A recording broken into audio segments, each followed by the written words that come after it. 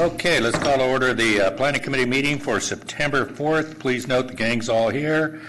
Regular members, public comment is now open. Anyone wish to address this august body on any item not on tonight's agenda? Do we have any speaker cards? Nope.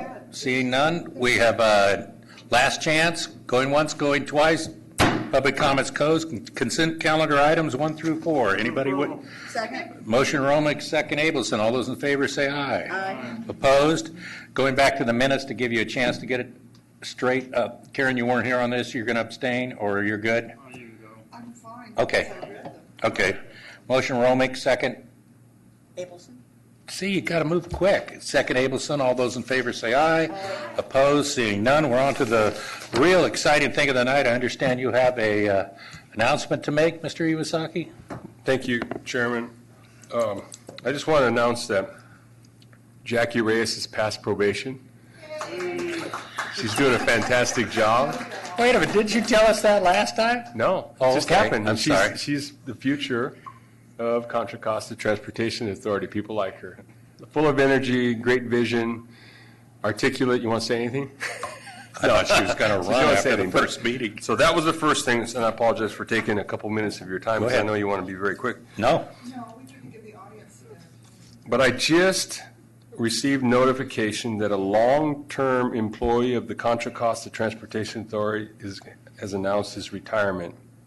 His name is Martin R. Engelman, and he's... What's the R stand for? I'm not really sure. Rudy? but I think it's Randy, but I don't really know. But he is retiring, and almost 30 years, I have a letter. It says that he has recently received and has accepted an offer to lead a transportation planning group at a large engineering firm. Therefore, it's with a heavy heart that he has to announce a retirement, so on and so forth. But I think it's good news because in the last sentence, he says, I will be always available to help. And as we all know, 95% of our work is done by consultants. Once a staffer, always a staffer. And he said with half the rate, the billable rates. I really appreciate it. Do you want to add anything to that, I Martin? don't think he said I that. think was it half or a quarter of the billable rate? Very low overhead, I believe. Well, thank you, Randy. It's been a pleasure being here. This is my 297th PC meeting. I was hoping to break 300, but it was not to be. So I'll be here until the end of September. And just to say, I greatly enjoyed working with you, the commissioners, with the staff, and with my colleagues in the other agencies and the members of the public. It's been That's the fantastic. retirement smile. I would just like to say thank you, Martin. I remember, gosh, back when C was going, and you had to do all those things. Well, if you don't do this on Highway 4, there's 700 times the amount of cars, which it was very enlightening. No, he came out to the mayor's conference. It was very enlightening. I think it's been a pleasure, but I'll tell you right now, if you come to 3 more meetings and speak under public comment, I'm going to throw this hammer at you. But outside of that, welcome to come back. Just no cards. Anyone else? I'm really thrilled for you, but I'm sorry for us. You're a pleasure to work for. Are you currently like the longest serving CCTA member? That's what I thought, the staff. And I think that is a tribute to not only you, but hopefully to CCTA. But we're going to miss you. And I mean that. I always say that to my staff when they leave. Once a staffer, always a staffer. And they know that I can call upon them in the future. Where are you going to be in the area? L.A.?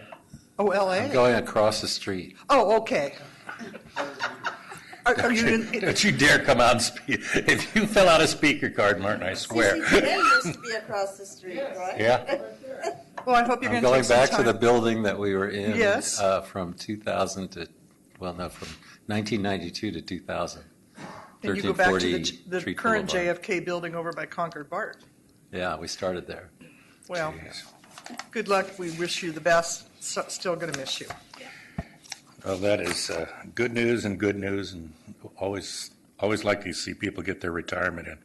Speaking from someone who's been experiencing it for a while, at least I thought I was until I started doing these meetings.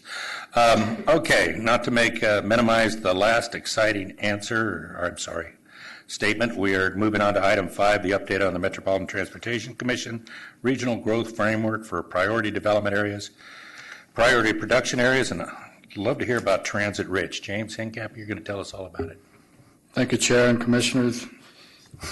The item before you is to update you on the progress of CCTA's involvement with MTC's preparation for updating the regional transportation plan known as Plan Bay Area 2050.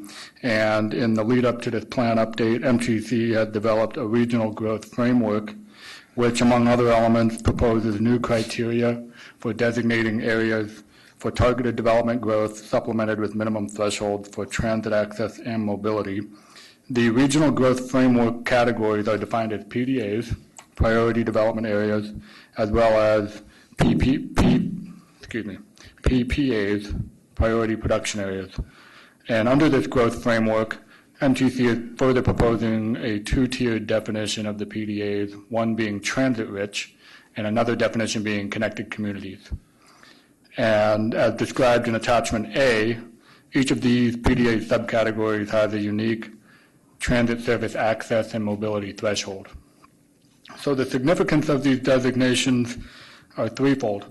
One, they provide opportunity for additional funding under MTC-administered PDA and OBAG grant funding programs. They also help guide planning and development of housing according to the regional housing allocation needs allocation.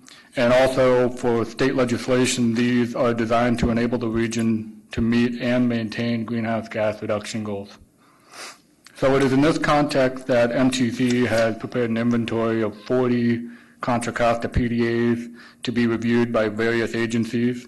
15 of these are essentially considered already meeting at least one of their new PDA definitions, so no further action is required.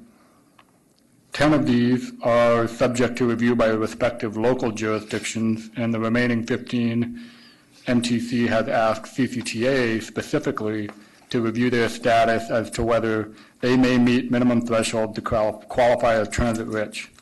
The details of this effort are in the handout provided on the dais that was printed out today as they were finalized, and these include the draft recommendations for PDA designations, and staff wishes to emphasize the draft aspect because these are based on initial outreach and discussion with all but one Contra Costa transit operator and are still subject to review by local jurisdictions, each of whom have been sent a copy prior to this meeting.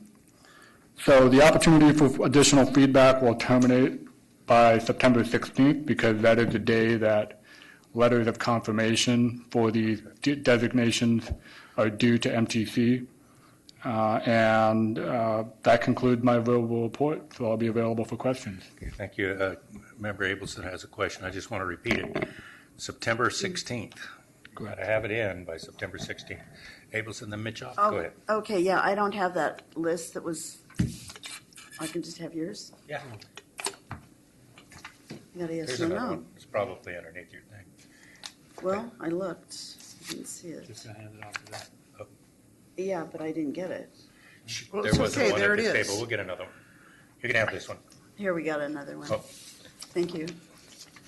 And then I actually had a gonna further scare her question away. about the transit-rich PDAs and the other designation of,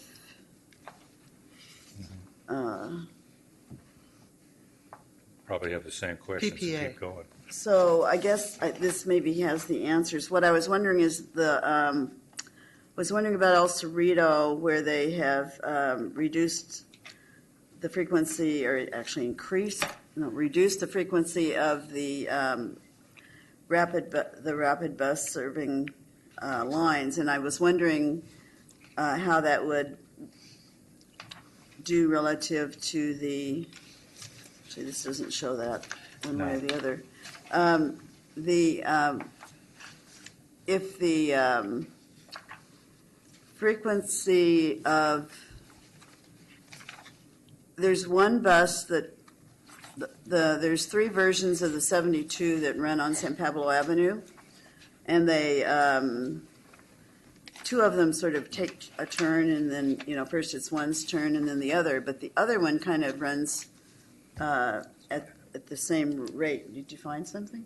No, it isn't in there. Okay, what I was wondering is, if there are two versions of it, but in an area, they both go to the same places, like El Cerrito, or anything south of there is the same, are those considered transit-rich if that frequency is less, the timing between runs is, I think, 12 minutes? Yeah, it has to be 15 or better. No. Well, yeah, but 12 is better. Yeah. So that makes it okay, just that one thing. And then do you have to be within a certain distance Half mile. of, okay, now what about the one that, do they all three sort of are they considered overlapping each other and really there's one line, or are there three lines? Yeah, so to each of your questions, with regard to frequency, anything under, if there are two bus lines that intersect and they have 15-minute frequency or better, so 12 minutes would be better than that, that would qualify for transit-rich. And the geographic component is that proximity within 1/2 mile of a stop along those lines I'm would. not sure it quite meets that because the rapids are infrequent. Right, so they may have farther spaced bus stops, but as far as MTC has at least identified preliminarily, we didn't review El Cerrito's PDA. They didn't assign it to CCTA because they've identified it as transit-rich. The San Pablo Avenue Corridor PDA currently is already meeting that designation. Okay, do you know why? Yeah, I do. I can Okay. jump in if you don't mind. I'm the chair of the Regional Planning Commission Oh, okay. Committee, where we talked about all of this. So it's mostly to differentiate between a PDA and a PPA. We didn't want those transit-rich areas to be part of PPAs. So pretty much PDAs stay the same as they've made these two categories, but what we found, because several of us asked several months ago, okay, we designated all these PDAs, how are they working? And only, I think it was less than 20% of designated PTAs throughout the Bay Area were actual PDAs. And that was okay because money had been put in for planning, but then once they determined that it could be a PDA, there never was any money to go out and do something with it. So we, the committee, want to now move forward.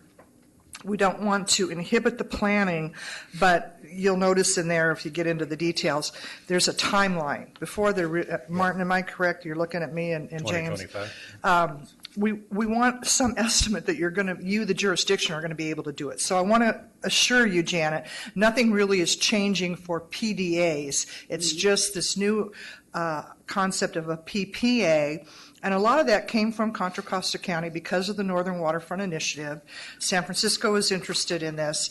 And I actually asked the question, what do you mean about railroads or what have you, because a lot, at least in the Northern Waterfront, that's part of the Northern Waterfront is you want a rail line, and they were talking more about this transit-rich. So you don't have to worry, and James gave the right answer, of course, relative to you're going to stay a PDA. So are we that is a transit-rich one?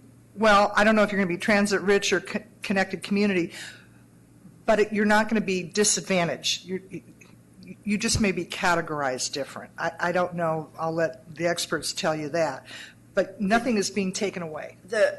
Part of the reason I'm asking the question is that AC Transit changed the time between runs on some of them so that it increased it from 15, which was the cutoff, right, to, I don't know if it was 16 or 17 minutes. I think anything under 20 is fine. Anything under 20 is fine. Does that sound about right? Get PDA, So it's for- last sentence. The two thresholds of concern are 15-minute and 30-minute. 20-minute was the prior headway threshold under the old, well, what soon to be prior PDA designation. So even if it meets a 30-minute or less headway, it would still be considered a connected community PDA, and that would not, the intent wouldn't be to reduce service except, not in the volume of trips, but perhaps the headway changes slightly. So it's not as though the service is being taken away or reduced for that matter, it just might have slightly different timing. And being transit-rich or connected community is a way for MTC to essentially, as Commissioner Mitchoff said, better track and introduce performance measures for the region. So you think we didn't slip out of the, are we transit-rich is the question, or you just can't? Right, so the transit-rich and connected community are new definitions that MTT is introducing. It would still be a PDA. A place like El Cerrito and South fall into, because they changed the, I don't know what the word is, the timing between 15 to 16 or 17 minutes. Right, and that may be one route, and according to MTC, they've already identified in El Cerrito the San Pablo Avenue corridor as being transit-rich, and we could investigate a little further to see, I presume that there are additional routes that help make up the difference that are meeting that threshold, that would be intersecting in that area. Let me jump in and see if I can help, and because you both have your lights on. Because I have more to say. Oh, I'm sorry, you got more? Go ahead. Well, no, is Janet's question answered? Because I wanted to ask additional questions about this. I wanted to stay with that one if I can, but you can.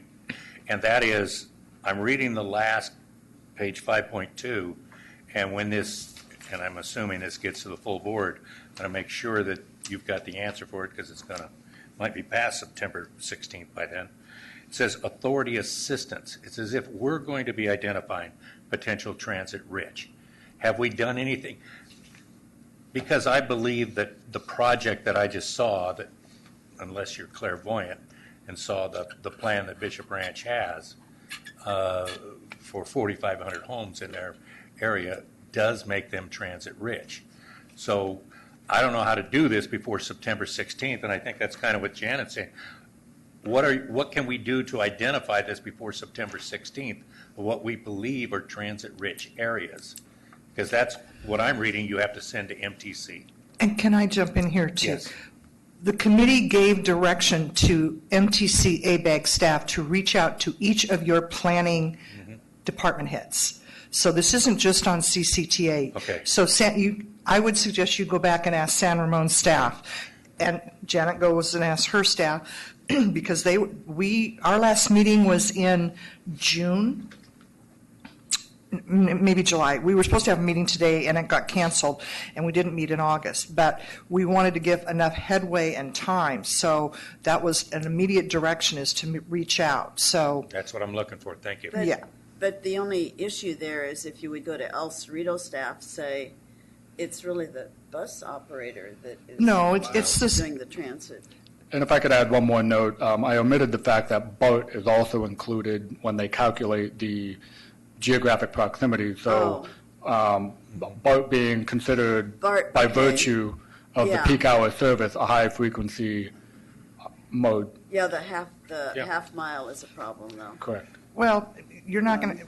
Not with Bart. My recollection of our conversation at the meeting is we didn't want to take away a PDA designation from anybody who had worked hard to get it there, and we were just trying to put more parameters around it so that we didn't get additional requests for PDAs. We wanted to give some criteria to it. So Okay. that's my 2-month-old recollection. And can I say then to AC Transit, because I had discussions with AC Transit about whether or not their change to 16 minutes. Well, you can talk to them, but it's But when I said that, they said that they were still okay, but No, I'm sure they think are, it was- Janet. Okay, I'm if sure- they're okay, then we're okay. Yeah. Okay. I think Martin wanted to say something. Just to follow up on where Martin's going to go with this, you got direction, you got information. I'm going to my planning director, okay? They'll come back to you. Martin? So, Mr. Chairman and Commissioners, Oh, I'm sorry, Martin. By the way, Martin sits on that committee also, so. Technicality? so this handout has, I think, what can clear up the question of the status of your PDA. So if you look at the first page of this handout, There are actually, San Pablo Avenue. there are 3 categories here, and they're listed as PDAs number 1 through 40, okay? The first 15 are PDAs where MTC looked at these PDAs and said, you know, under the new criteria, you're transit rich. You have headways of 15 minutes or better, and we're not going to ask you to take any action because you're a transit rich PDA. And included in that first 15 are 2 El Cerritos and 2 San Ramones. See, I didn't see the transit rich on it though, but that, it does, Yeah, I don't either. it definitely says transit rich. Well, Mark. if you That's the weren't criteria to be a bothered by PTA. MTC, you're transit rich. Oh, And that's found in the board packet okay. under the new designations on page 5.4. Then the second area is where there were questions about the city's actions, and so MTC and ABAG went directly to the city and asked them for clarification on some city policies. And James is going to have to remind me what those policies were. For the city policies, MTC was looking for guidance from the cities as to whether they had VMT reduction policies in place, or whether they could verify that they are a high-resource area under the California Housing and Community Development Department. So those were questions that MTC posed directly to the cities. Then they said, hey, congestion management agencies, now also known as county transportation agencies, CTAs, can you help us out?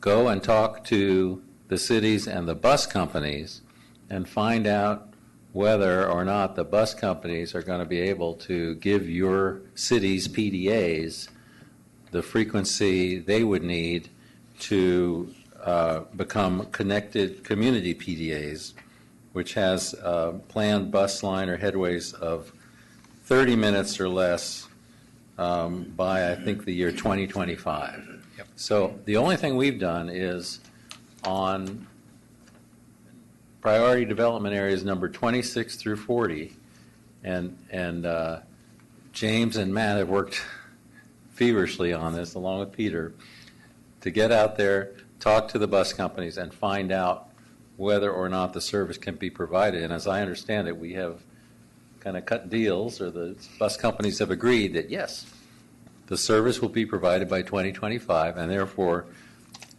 PDAs 26 through 40 can become connected community PDAs, and they'll continue along. And that's how it broke down, this list on the first 2 pages. Well, the recommendation is to support positions on proposed designations. Do I hear a motion? Not yet, because I have a question. I forgot. Go ahead. Okay. So is the authority staying away from priority production areas and only working on PDAs? There is one exception to that, and in our discussions with MTC, they advised that we're not necessarily trying to define PDAs exclusively as transit-rich. If, from our feedback with bus operators or rail operators for that matter, they do not feel that they can meet 15-minute headways within a certain time frame, our recommendation, as included in Attachment B, may be connected community unless they can make other changes to their service, greater frequency. There is one area in Oakley, which is an employment area PDA, and according to a specific plan in that area where State Route 160 crosses the Delta, it is primarily industrial and office commercial with very little or no residential plan Right. there. And in that case, MTC had a preliminary suggestion, and we concur that it is better served as a PPA. Okay. And that is listed in here too.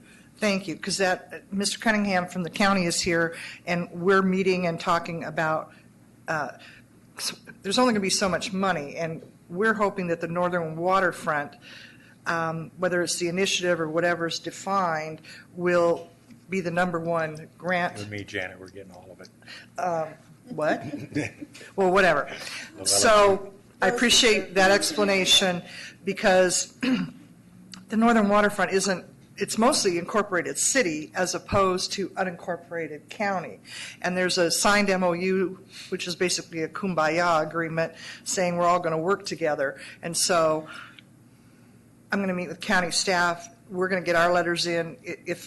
I'm hoping that if it's defined here, but we want to define it here, there will be more opportunity. But I appreciate where the authority is coming in on that relative to providing your expertise on whether something meets a PDA, and if it doesn't, would it meet a PPA?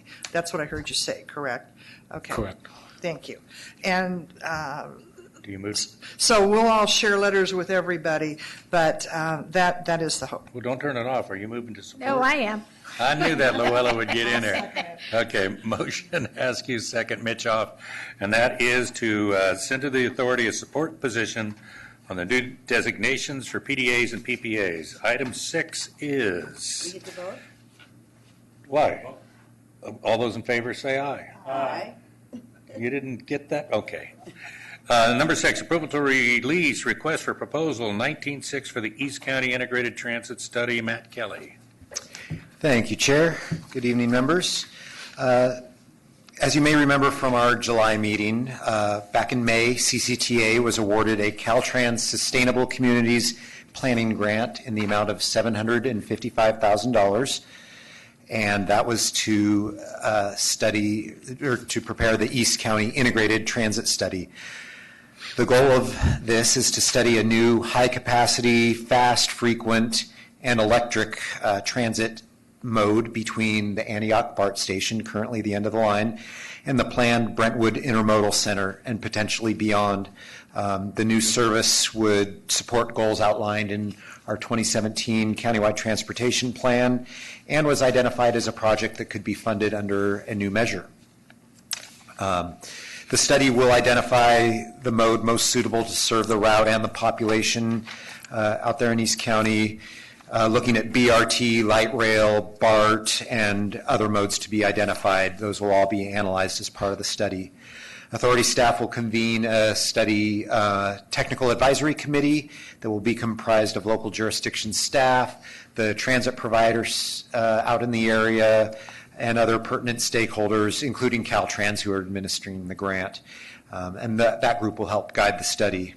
So tonight, staff is asking for authorization to release this RFP number 19-6 in order to retain a qualified consultant to prepare the East County Integrated Transit Study. And a schedule for the RFP process is found on the last page of your staff report. That Which is completes the my item. staff. Motion. Second. Motion Romick, second Askew, to release RFP 19-6 to retain qualified consultant team to prepare the study. Do I have any further? Nothing? I saw light. All those in favor say aye. Opposed? None. No abstentions. On to item 7, the San Pablo Avenue Multimodal Corridor Study Allocation for Additional Analysis. And that's yours, isn't it, Mark? I'm going to take this one tonight. It's Would we get rid of them already? yeah, exactly. Oh, Matt, I'm sorry. You got the last one, Mark. Yeah. Doubling up on the studies tonight. This is about the San Pablo Avenue Multimodal Corridor Study. For the past nearly 2 years, CCTA and WICTAC have been working with our sister agency to the south, the Alameda County Transportation Commission, on the San Pablo Avenue Multimodal Corridor Study. The goal of this study is to develop street design alternatives for San Pablo Avenue that better accommodate the many users and many modes of San Pablo Avenue between downtown Oakland and the shops at Hilltop, which you may know as Hilltop Mall. The focus was on short-term pedestrian improvements, a bike facility either on San Pablo or a parallel bikeway facility, and bus improvements, including looking at a median running bus rapid transit system using its own lanes. In 2017, ACTC, using their Measure BB funds, retained a consultant to begin the analysis. And at that time, you all approved CCTA contributing $200,000 in planning funds, and that was coupled with WICTAC's $50,000 that they contributed. And ACTC at the time ponied up $1.6 million, and that was all to complete the first phase of the project. All 7 cities along the corridor participated in the study, including the 3 Contra Costa cities, that would be El Cerrito, Richmond, and San Pablo, along with AC Transit, BART, and Caltrans. The first phase of the study, which is winding down right now, resulted in 3 distinct street design alternatives that each accommodated a variety of those modes, the pedestrian, bicyclists, and transit improvements, but not all of them included all of the mode improvements. Because, as you know, San Pablo Avenue does not have unlimited corridor width. But because the corridor does vary in width as you go along the corridor, and the El Cerrito portion we found was by far the widest portion of the corridor, WICTAC staff expressed an interest in doing additional studies and really analyzing the corridor widths and seeing what we can squeeze into the corridor. Because they analyzed the 13 miles at once, they looked at one corridor width, which was narrower than most of the Contra Costa corridor. So we think there's a lot more we could squeeze into our right-of-way. So the additional analysis would also include detailed transit planning in the Contra Costa portion, whether it would be median running or it could be side running, whether it would be BRT or not, different concerns than what are in Alameda County. We would also do microsimulation of the vehicle traffic on the corridor and analyze if it would divert to other streets, where it would divert to. And the additional phase would also include public engagement, which we began in the first phase.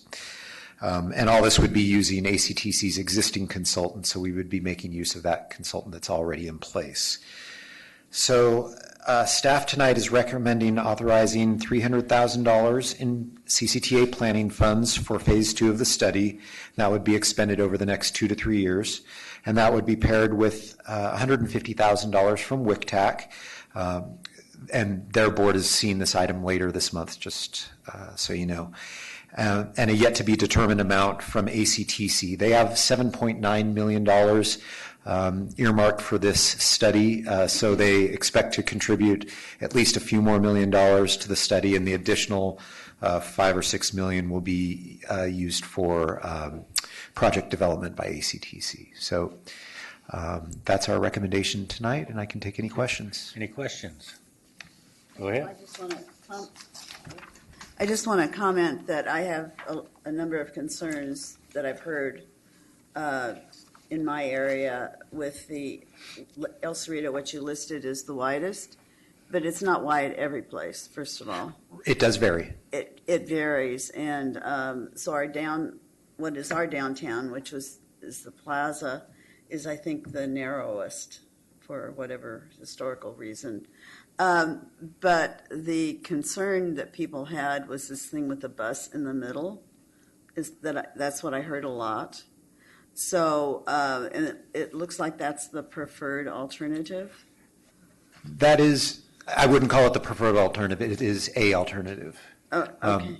Okay. But the Contra Costa folks want to study an alternative to that, and so that's what this phase 2 would do. What, you mean Contra Costa? You mean us? Yes. Okay. Yeah. Okay, so that's saying that because what and just to make a comment, what people are really, I think, pretty tired of, because we actually already have a rapid bus on San Pablo Avenue that runs, I don't know quite know what it is, under 15 minutes. 12. Though? Yeah. 12. Okay, and the thing is, most of the time people are always waiting for the other bus because the rapid doesn't stop at their stop. So it may be a true statement that the bus goes really quickly, but there's not so many people on it because the bus didn't stop to pick them up because they're not at a rapid stop. And they haven't looked at changing them. I'm just reiterating what I complained about just earlier. But So I have a lot of concern about solving that problem. And I just wanted to state that now. And so I'm going to meet with Peter, right? It's definitely the person, okay? And somebody from AC Transit about that. But This is just a study. I know, but we're having I'm not seeing the concern that we have here, and that's why I'm bringing it up. And that's the end of my comment. Public outreach, so they're going to come and talk to you about that. Yeah, I think, Commissioners, what we're going to set up is a meeting with Peter and Commissioner Abelson and AC Transit to address her concerns and then continue with this study, because she has a concern about the stops aren't in the right place. So if they're not picking up the people, that's their job. So we'll set that meeting up. And I will say a big chunk of this phase 2 would be a transit analysis that would be looking at those details. And one of the things I'm also particularly concerned about, which is a different thing, is that we have this massive specific plan that calls for building tremendous amount of TOD all the way along there.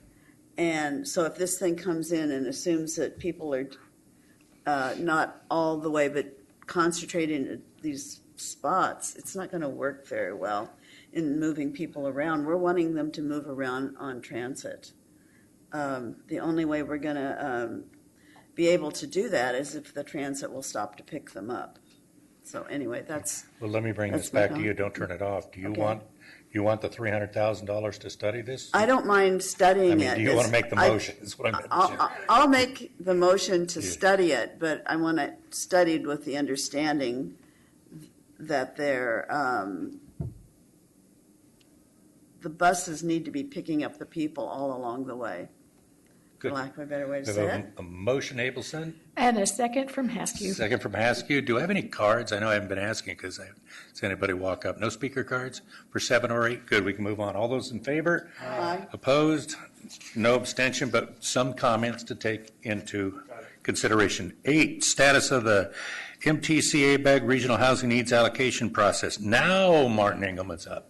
So Thank take you, another Mr. 20 or Chairman. 30 minutes and let's, So MTC is about to embark on another cycle of regional housing needs allocation. This one's going to cover calendar years 2023 to 2030. And they do this they used to do it on 4-year cycles. Now they do it on 8-year cycles with new housing law. And basically, this has been going on since 1969. The state hands down numbers to the metropolitan planning organizations. The metropolitan planning organizations then allocate affordable housing needs and housing needs in general to the counties and the cities. And so the Association of Bay Area Governments and MTC is about to embark on this effort with some new rules coming down from ABAG. There is an opportunity for cities to coalesce together and do their own regional housing needs assessment. For example, the Tri-Valley area of Danville, San Ramon, Dublin, and Livermore and Pleasanton could get together and say, hey, we want, give us our block of housing and let us do some horse trading among ourselves. And it could even cross county lines. And so we asked the planning directors back in the spring, are you interested in forming a sub-regional committee? And nobody spoke up about that. So we're going to go ahead and let the regional agency allocate the housing to the cities and the county. But we do have people involved, and that 2 members of the Contra Costa Planning Directors are on the Housing Methodology Committee.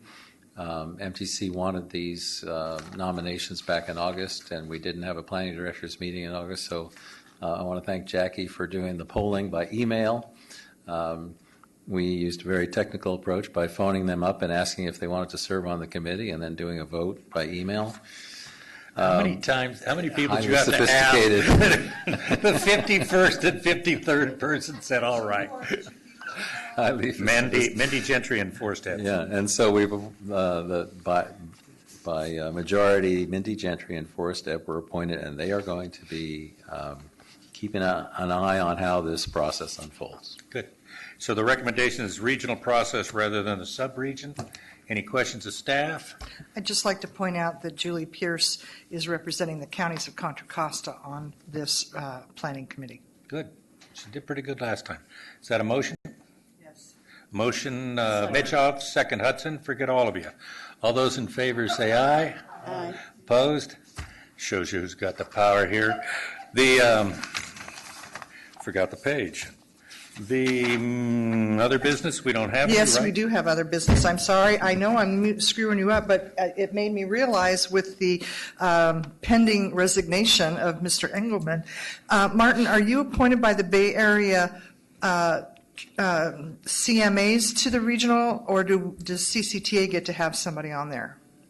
It's done, I think, by the CMA directors. Okay, so they know that Yeah.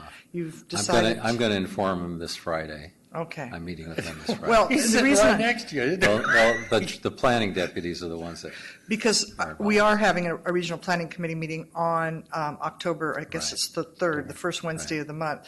So if they want to just self-nominate, and I'll let me know, and Dave Rabbitt's the one who appoints, I think, or maybe it's self-appointment. I don't know how that process works. I know some of the people get appointed by the president of ABAG, but others, they just fill slots.